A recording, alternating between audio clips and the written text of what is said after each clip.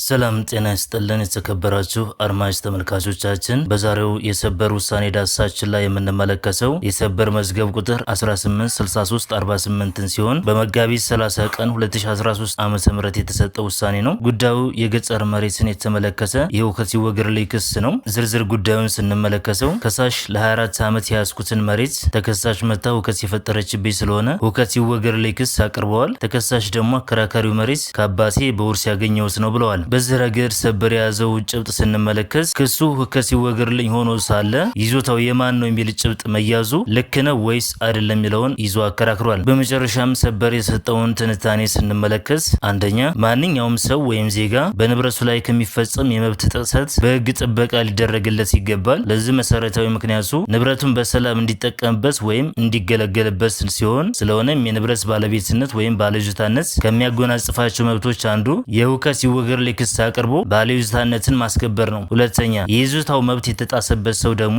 ሁከት የተፈጠረበትን ወይም ከሕግ ውጭ የተነጠቀውን ወይም የተወሰደበትን ንብረት እንዲመለስለት ወይም የተፈጠረው ሁከት እንዲወገርለት እንዲሁም በሁከቱ ምክንያት የተፈጠረበት ጉዳት ካለ ካሳ እንዲከፈለው በፍትሐ ብሔር ሕግ አንቀጽ 1149 ንዑስ አንቀጽ 1 መሰረት ለፍርድ ቤት ክስ ማቅረብ ይችላል። ሶስተኛ፣ የሁከት ይወገርልኝ ክስ የቀረበለት ፍርድ ቤት ደግሞ የሚያጣራው ምንድን ነው የሚለውን ስንመለከት አንደኛ፣ ሁከት ተፈጠረ በተባለበት ወቅት ንብረቱ በቀጥታ ወይም በተዘዋዋሪ መንገድ በከሳሽ ይዞታ ስር የነበረ መሆን አለመሆኑን እና ሁለተኛ፣ ድርጊቱን የፈጸመው ሰው ወይም ተከሳሽ በክሱ የተጠቀሰውን ተግባር ለመፈጸም የሚያስችል መብት ያለው መሆን አለመሆኑን በፍትሐ ብሔር ሕግ ቁጥር አንቀጽ 1140፣ 1149 ንዑስ አንቀጽ 1 እና 1149 ንዑስ አንቀጽ 3 መሰረት መረዳት ይቻላል። አራተኛ፣ ስለሆነ ሁከት መኖር አለመኖሩን በመወሰን ረገድ ከግራ ቀኙ የንብረት ባለቤት ማን ነው የሚለው ጭብጥ ይዞ መመርመር አግባብነት የሌለው መሆኑን ነው። አምስተኛ፣ የፍትሐ ብሔር ክርክር የቀረበለት ፍርድ ቤት ደግሞ ትክክለኛውን የሕግና የፍሬ ነገር ጭብጥ በመያዝ